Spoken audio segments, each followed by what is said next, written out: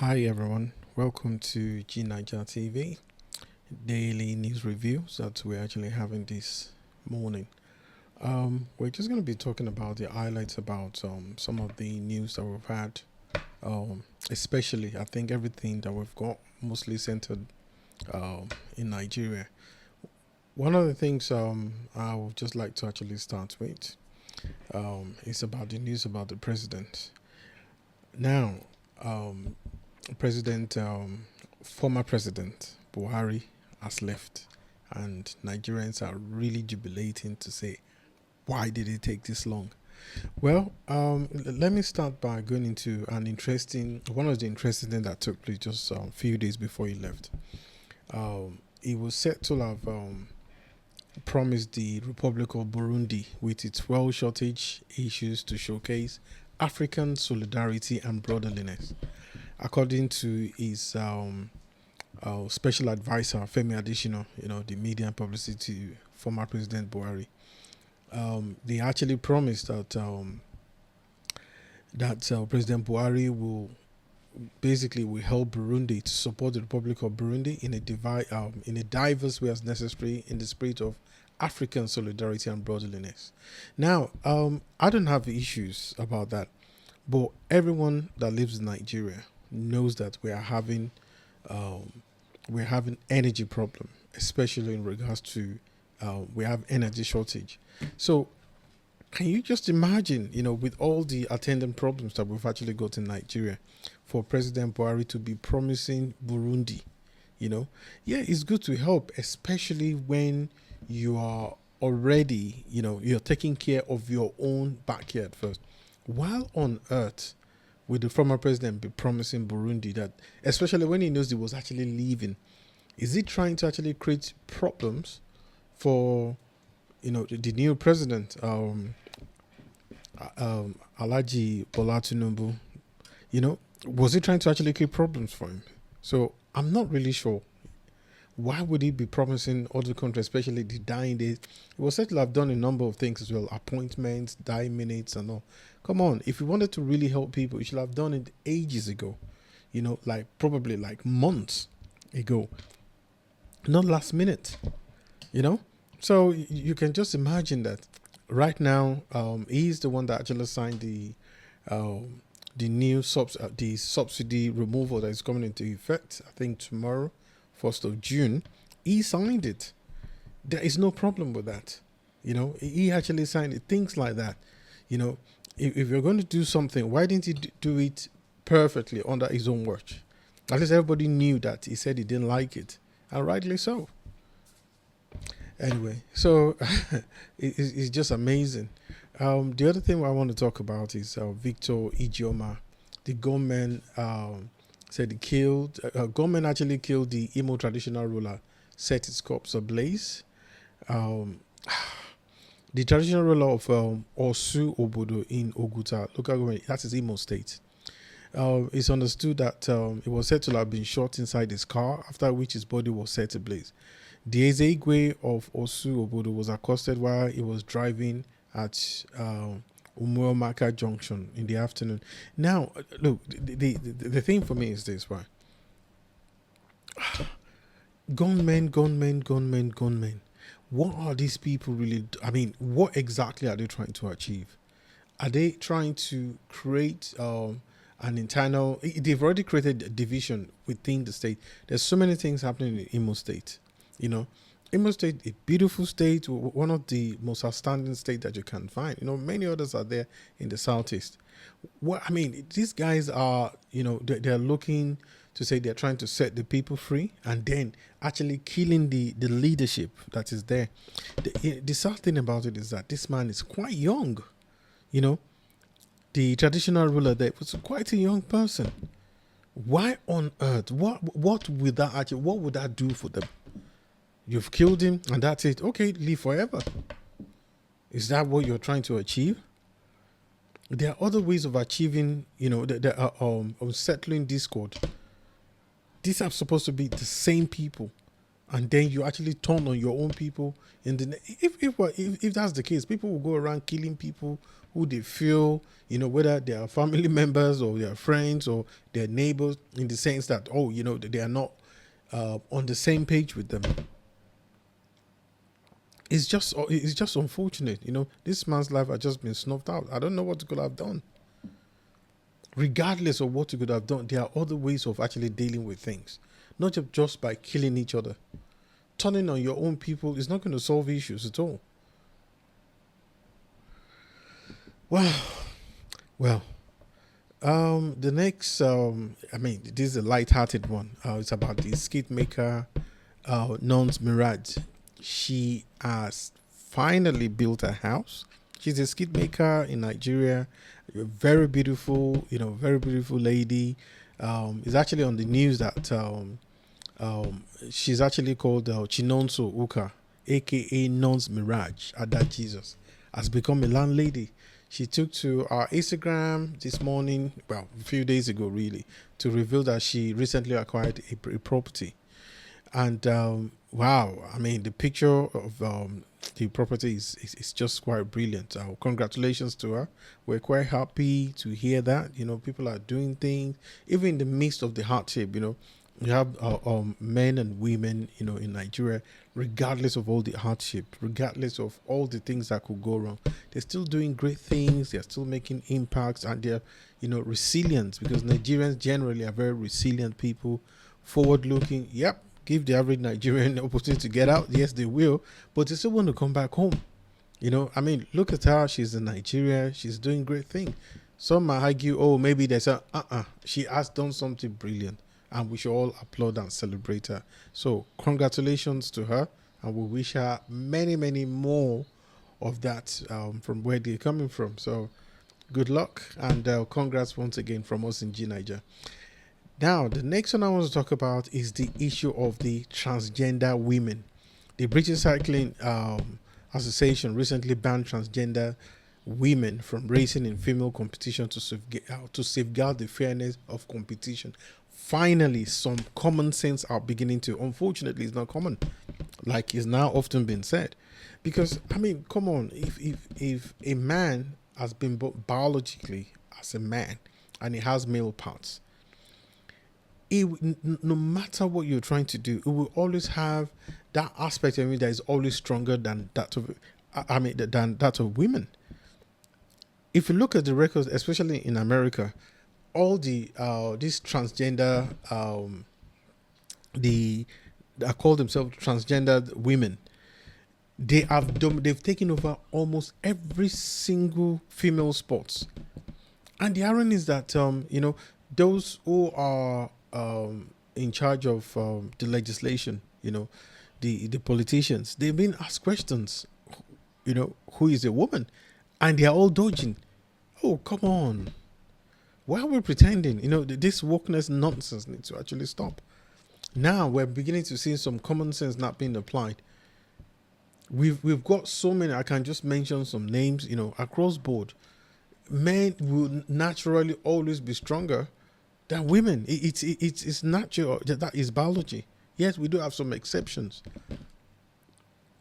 A woman is a person with female biological parts and can give birth naturally. A man can never be a woman. Do all the surgery, change all the parts, do whatever you want to do. It's not going to work. You can only do it. I understand where they're coming from. I understand, this thing psychologically has always been identified in the past as, I think, identity dysphoria. This is what is actually known. But now we've got where people are saying, oh, there are different type of female. Oh, come on. What is utter nonsense? Trying to label women. Women have actually gone through a lot. They've had to fight for equal rights. They've had to fight for things. And the sad thing is that we have some women who are basically supporting the trans agenda. Foolishly, I might add. Foolishly. They can't even understand that this thing is going to affect them. Because honestly, the ground that was gained by the trans women, which thankfully is being reversed now, is actually as a result of women being naively, some women who were going around saying, "Oh, come on, no, let's show them some love. Oh, come on, darling, hello." Until when they started giving them names and they refused to call them women. They were calling them things like bleeders, something like all sorts of derogatory terms. Cis women. What is that? Now, finally, we are not getting some senses into place. The British Cycling have banned the transgender women from racing the female category at all events to safeguard the fairness of competition. That should have been done ages ago. The governing body new rules for competitive event, due to be implemented later this year, will see racing split into open and female. Let those that actually feel that they are trans women, let them give them their category. I mean, like, they can create a category for them if they want to. But honestly, I mean, my view is that it should just be cancelled out. It should just be eradicated. There's nothing. There's a man, there's a woman. That is how God has made it. There is no in between. There's no in between. There's no maybe this, maybe that. No, there's nothing like that. It's just people that are trying to, come on. A man has been married for 40 years, 30 years, 20 years, suddenly gets up and say, "Hey, guess what? I'm a woman." Just like that. In some instances, it gets so ridiculous that they don't even have to do anything. In America, Nike was basically trying to, some sporting outfit. They got a transgender woman to model some of the sporting clothes for women. I just hope they're actually fighting back. So seriously, because it's just ridiculous. I don't know what their agenda is. Well, I don't know what they're trying to prove. But it's just so wrong. Not just in so many ways, it's just so wrong. So wrong. So moving swiftly on. Yeah. This is actually about a fake pastor. This is one of the things I really want to say. People should stop saying pastors. No. There are people that pretend to be pastors, and like the Bible says, it said, "By their fruits you will know them." It's about a man, a video of a Nigerian man challenging a fake clergyman who allegedly contracted him to help, get information on his church members in order to give fake prophecies, has made the rounds on social media. Can you imagine that? So it's these are the people that you find out that become charlatans, creating fake miracles, creating fake prophecies. So go and check your, probably Facebooks, or like in this gentleman's case now, actually going out there to go and create, asking someone to find information about his church members, so he can now say he's fake. Thus says the Lord.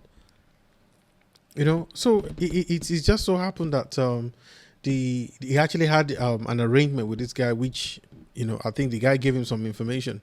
So the information leaves church members in shock, and will in turn make them feel the pastor is indeed that they feel that this man is indeed a real pastor, which he is not. There are indeed genuine men of God who do miracles that God uses mightily. So many of them. The angry man said the clergyman failed to fulfill his end of their bargain by paying him the money for his services. The clergyman, however, refused, stating that he will call on the Holy Spirit to deal with his business partner. This is just unbelievable. This is not just something that is supposed to happen. It shouldn't be like that at all. So unfortunately, because of the times, it's not an excuse. We have all these people going around setting people up, and actually trying to, entrap people and, sort of, steal from them, deceive them, manipulate them into them parting with their hard-earned money. So I just hope the right authorities actually get in touch and deal with this gentleman, because he definitely needs to be dealt with. People like this need to be collared and dealt with. And finally, you see, this is another thing again. Apparently there were two women that were actually arrested for attempting to sell a 2-month-old baby. This actually happened in Lagos about a few days ago. The operatives of the Rapid Response Squad, RRS, on Friday, May 26, successfully foiled an attempt by the two men to sell a 2-month-old baby Can you just imagine that? A 2-month-old baby that should be with his mom constantly. This is an helpless baby. And these people actually stole the baby from the mom. Okay, let's just go on. A statement from the spokesperson of the Lagos State Police Command, SP Benjamin Hunduyi, says the deal was uncovered in Oshodi when one Oge Okoli, age 25, the intermediary between the mother of the baby and the prospector, was suspected of stealing the baby. Passengers on a public bus noticed ceaseless crying from the baby because the person that was the middle person. We took it and asked the person that was taking the baby got into trouble because the baby was crying. They were already taking the baby away. And, in Nigeria, in Lagos, not just in Lagos, really, if there's something wrong with your child, there's nothing like mind your business. People ask you, oh, I hope your baby is okay, checking up on you, trying to find out if anything is wrong. And they then found out that there was indeed something wrong. Because they were like, feed the baby now. This is your baby. Why don't you give the baby breast? But she's not. She doesn't have any milk to give the baby. She couldn't breastfeed the baby. So, so people got suspicious, and passengers on the public that now noticed that, she could not breastfeed the child. And they were asking her, because they knew that if she was the biological mother, she would definitely be able to. Then it was then said that the suspect was about to be lynched, because then people basically now, started questioning her, and they then found out that, there is something wrong. And this is how the police actually got involved. I mean, people are doing all sorts to make money. They're doing all kind of crazy things to make money. It's just unbelievable. There's no... Look... Yes, it doesn't matter that the country is hard, but you see, this is where government matters. This is where every 4 years we have an election. And I don't know whether I should say that people are not really, look, this time around, Nigerians were really engaged in this election. A lot of things, the election has come, things are in court. We had a new president that was sworn in, things are really on urge at the moment. We're having issues whereby the subsidy is being removed. People are facing a lot of hardship. Food, the cost of living is high. Imagine our interest rate in Nigeria is 22%. The IN. It's unbelievable. How are people just supposed to actually survive this? We can see this situation where people are trying to sell their baby. So what's going to happen next? Now the subsidy has been removed, I think it should be removed, but it should be done in a way that is humane. I mean, in the sense that we should actually have some things in place to cushion the effect, because there's going to be an impact. Whenever the cost of transportation, petrol is linked to it, goes up, food, drink, everything goes up like mad. And as it is right now, we're buying a bunch of plantain right now for the small end of it. The smaller size is 1,000. The biggest size is about 2,000 naira. That's a lot of money. To buy one egg is about between 100 and 150, depending on where you go to. The cost of rice, the cost of beans, the cost of all sorts, And I don't want to say much about the former president, because he actually believes that, he did well, and is basically asking Nigerians to forgive him. Well, I don't know about that. Yes, we should forgive him. But then, I just believe that he could have used the opportunity to do a lot of things. I believe that those that actually surround President Buhari created this situation. Unfortunately, the former president. So now, we now have the new president that's in place. And, we're just hoping that, you see, in Nigeria, we do have good, we do have good policy, good legislation, but the implementation is always faulty. Like now, thank God that, during the inaugural speech, President Ahmed Bola Tinubu said that subsidy is gone. It's not coming back. There is no allowance made in the 2023 budget for it. Fair enough. But then later come back to say, not immediately, which I felt that should have been taken care of and all. And this is one of the reasons why I felt that President Buhari, I don't know, former President Buhari was trying to trip up the new president, because he could have done it such a way, he could have given allowance.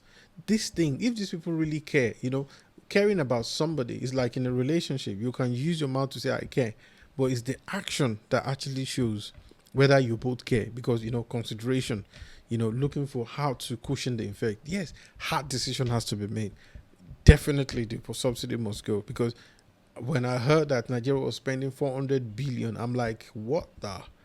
That is, like it's been said in some quarters, that is organized criminality. We're a people of over 200 million, and we're having a situation like this. It's unbelievable. Some of the impacts on the people living there, poverty impact, that's what we've seen. People killing, banditry, kidnapping, all sorts, create all kind of madness, people committing suicide and all that.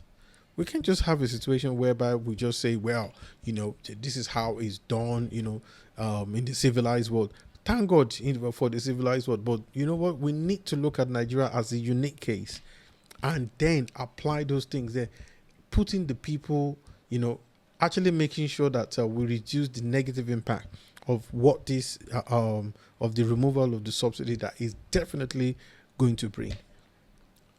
We can't buy petrol for the past 2 days. We can't get, because people are going around. It's the petrol station. Why didn't they actually tell the people at the petrol station owners? Some were open. The ones that are open, I understand that. I'm not entirely sure, so I don't want to make any assumptions. I don't know how much they're selling them, but I think it's not cheap. They're selling at the new price. You bought something already at a lower price. Okay, now because of the news that this new price is actually coming in, and then we're not having where you now want to sell it at a new price. Something that maybe they were selling from 185 is going for like about 300 and something. 600 is on place. I even saw 900 naira per liter. What are they trying to do? Are we trying to destroy the country or what? You can see that we are our own worst enemy. There is no need for anyone to actually do that. This is where we're supposed to get the security services to go to all the different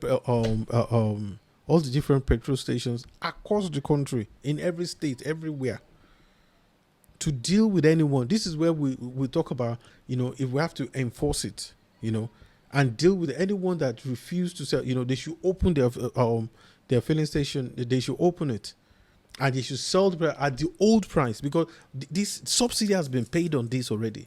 So they're trying to get. I mean, come on. If we're not ready to do that, so what exactly are we playing? We are playing country. Is that what we're doing?